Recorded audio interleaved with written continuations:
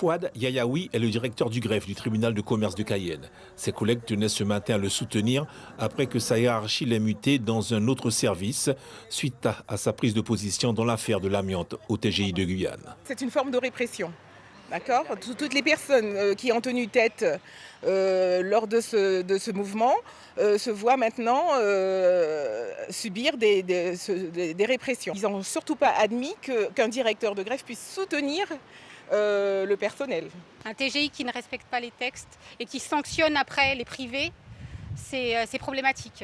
Donc en plus, en matière de DTA, ils n'ont pas respecté les textes. Et maintenant, en matière d'harcèlement, je mets des guillemets, parce qu'on va voir ce qu'on va faire plus tard. C'est pour ça que je vous dis c'est une première étape.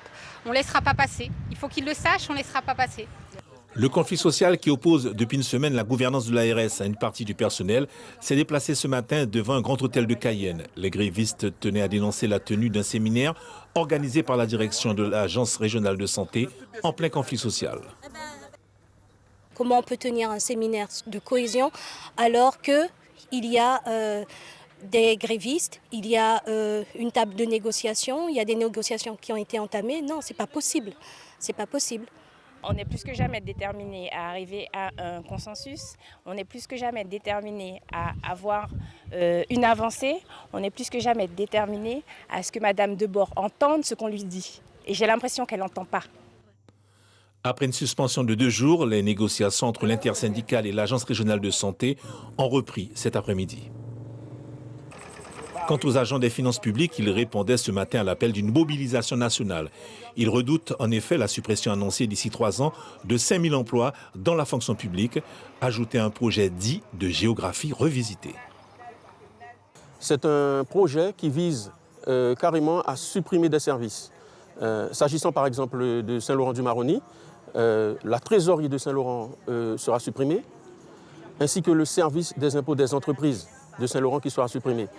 S'agissant de Kourou, à Kourou, vous avez le service des impôts des particuliers qui a été créé il n'y a pas longtemps et qui gère l'impôt sur le revenu, la taxe d'habitation de toute la commune de Kourou, de Makoria, de Sinamari, Irakobo et Saint-Élie. Ce service-là va être supprimé. Tout cela vise carrément à attaquer le statut du fonctionnaire.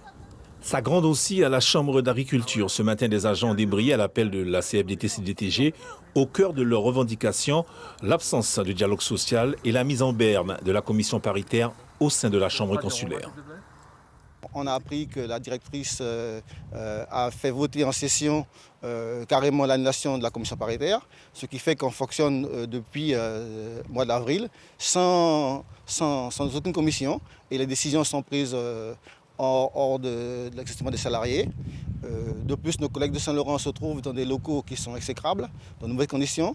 Et on a appris récemment qu'il y avait des offres d'embauche qui ont été faites à niveau Bac plus 3, ce qui va d'emblée mettre en difficulté nos jeunes qui sortent du lycée. Ce début de semaine est plus qu'agité sur le plan social en Guyane. Une certitude, les syndicats ont décidé d'occuper le terrain.